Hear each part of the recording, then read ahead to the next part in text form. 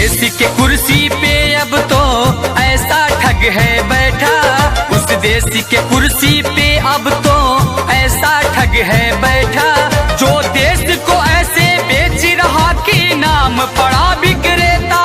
वो चाय बेचते बेचते अब बन गया देश विक्रेता।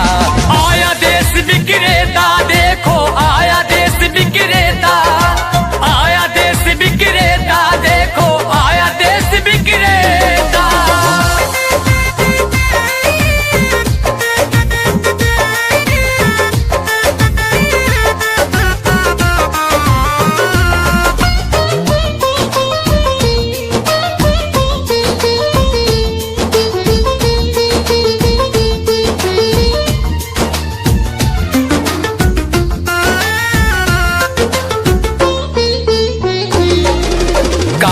धन लाऊंगा कह के भारत का कोष भी साफ किया, श्रमिकों को भूखे मार रहा, धनिकों का कर्ज भी माफ किया।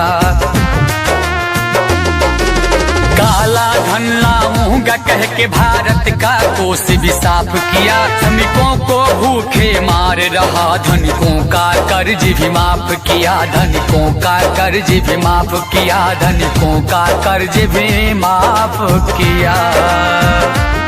लाखों का सूट पहन के भी खुद को फकीर है कहता, जो देश को ऐसे बेच रहा कि नाम पड़ा विक्रेता। वो चाय बेचते बेचते अब बन गया देश विक्रेता।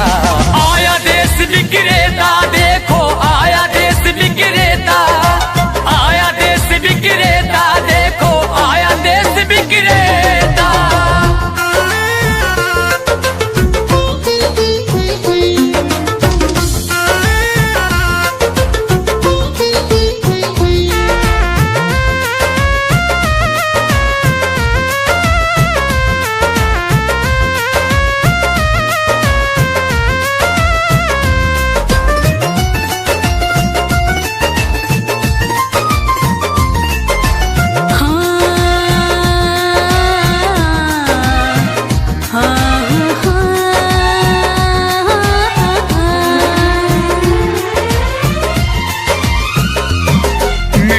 तो उसके जूते का कैसा है स्वाद बताती है, जब जब चुनाव हो तब उसको माँ की याद आती है।